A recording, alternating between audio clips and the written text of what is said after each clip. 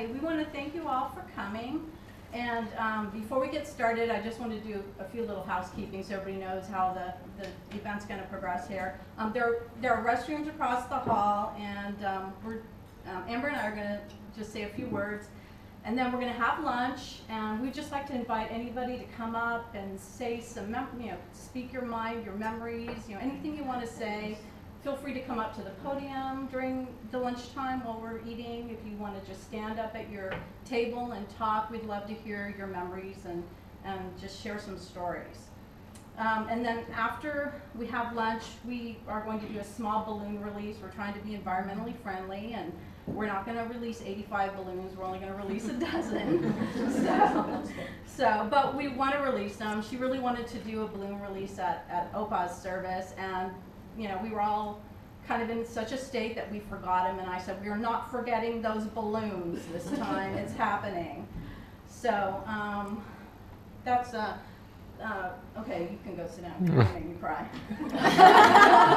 I'm trying to hold it together. The big joke was whether I should wear makeup today or not, so I'm going to do my very best, and I guess we're going to start. So, right, okay, this is already starting bad. I know, okay. Teleprompter. So, well, there's little angels on the table because I always thought that Kathe was such an angel, and right now I know she's looking down upon us because I can hear her wings fluttering and she is smiling. I still remember meeting Kathe when Roy and I were dating. I had heard her name so many times that I could not figure out exactly who she was. Was she an aunt, a cousin maybe? I wasn't sure, but I was excited to meet her, and we drove up, and there she was in her little VW, and I thought, oh my gosh, she is adorable. As you can imagine, she was happy and friendly, and she made me feel so welcome. That's just how she was, a friendly, sweet, happy person who was a joy to be around. At that time, she was still working for Unical, which I also thought was pretty cool.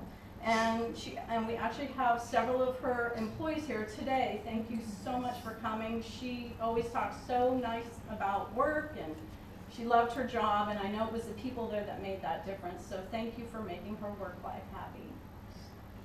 I imagine she was through at her work, and she was great with all the people there. But I wanted to understand who she was. Well, Roy said, she's Tante Kathe. She is my mom's best friend, but she's actually more like our second mom. And I said, oh, okay. And she really, truly was more like her second mom, his second mom, and that's how I always referred to her. When I introduced her, I said, this is Roy's second mom. So it was only natural when our kids were born that they called her Oma, which she was in the truest and most loving sense, their Oma Kathe. And she loved those kids, and they loved her. You could always count on Kathe. She was at every occasion. And she would not miss one.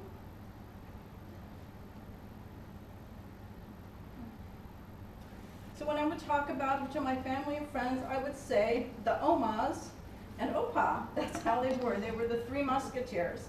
They went everywhere together, especially when watching the kids or taking them on a trip. They really needed that one-on-one, but they always had the blast, and she was so good to them, and she was always so good to us. So going back in time a little bit, Marga and Kathe had an amazing friendship.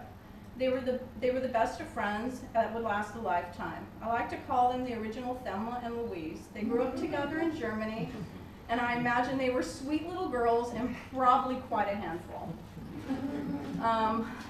That friendship would bring them to the U.S. together, where they would start their adult lives. Tante Gesine and Uncle Herbert were so kind and generous and sponsored them, and when they arrived, they both worked in upper-class San Francisco homes as nannies and housekeepers.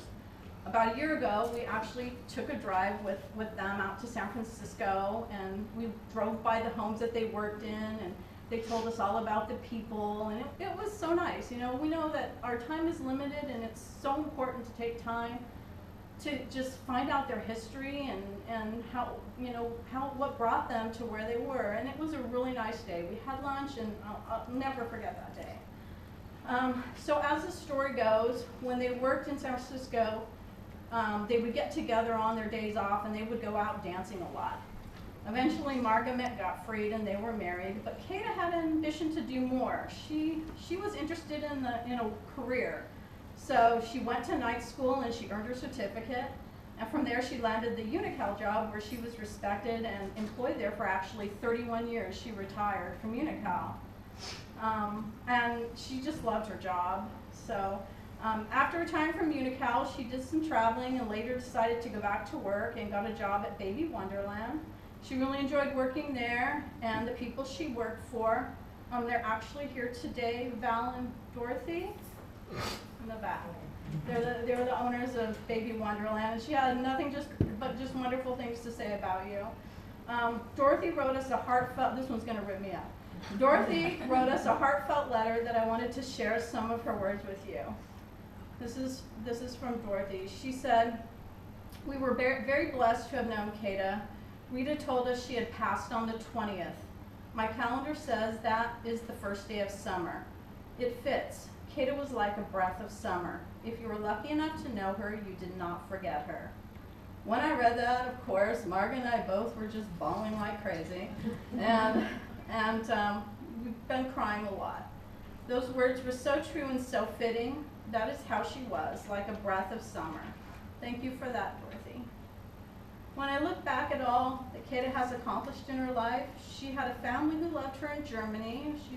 She actually is survived by 4 nephews. I believe they're all married, and they have kids. 2 of them just actually had children. We ordered some little outfits online and sent them to Germany for her, and they loved her, and she kept in contact with all of them. And she had her U.S. family and so many close friends here that loved and cherished her. She was accomplished and well-loved in her work life, and as a single woman, she managed to own her own home, and she was just very independent and just amazing thing to me. And she lived a very happy life. But not to forget, she was also a cancer survivor. She had a double mastectomy. She suffered from breast cancer, and she just pulled through that amazingly well. I honestly thought she was invincible. She was truly a beautiful person inside and out, and we could not have been more fortunate to have had such a wonderful role model in our lives and in our children's lives. As you know, Gottfried passed away earlier this year and suffered with Alzheimer's for so many years prior. Kathe was always there for us and for him. She went several times a week with Marga to visit Gottfried, and when the decision was made to combine our households, she was there to support us as well. She housed Marga during the construction, and I don't even know where if we could have made it without her. I honestly don't even think we asked her. She just was there, and Marga moved in and stayed with her while it was needed. And we'll always be grateful for her for that. When remembering Kathe, I will always remember how she always looked so perfect, so effortlessly beautiful. She had a great sense of style, was always gracious and happy, and of course her friendly personality and passion for life and people. Like you, we cannot believe she is gone. Somehow I think her work here was done, but it does not make it easy for us. We can be grateful that it went fast for her and that we will always have her in our memory, in our hearts, and as an example of how to live a beautiful life. We love you, Kathe, and we will miss you always. I'd like to invite Amber up, who has a few words. Amber is Kathe's goddaughter, and we'll go from there. Oh, my goodness. I'm usually good about not crying when I don't want to, but excuse me, I tear myself up here. Okay, so my name's Amber. Introduced me as Kathe's goddaughter, but I'm more of her her granddaughter.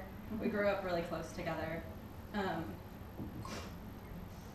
you for the tissues. Okay. Growing up, I was blessed not only with 2 grandmothers, but 4. I had my birth grandmother on my father's side that passed away when I was little. And then I was gifted with a step-grandma. On my mother's side, I not only had my lovely Oma, but I was lucky to have my Oma Kathe. In German, we call her Tana Kathe, Tana meaning aunt, but in my heart, she was always my Oma. In December of '55, Kathe came to America with her best friend, my bud grandma. They've been best friends ever since. The bond they share is so strong, it's hard to consider her anything other than family. Family, something that Kathe technically did not have a lot of. You would think growing old without a husband or children would leave you lonely, but Kathe was never lonely with our family. We absorbed her and welcomed her with our hearts as much as you would welcome any other family member, and that's exactly what she was to us, family. No ifs, ands, or buts about it. Oma Kathe had such a fiery and adventurous soul. She was always up and moving, never seeming to sit still.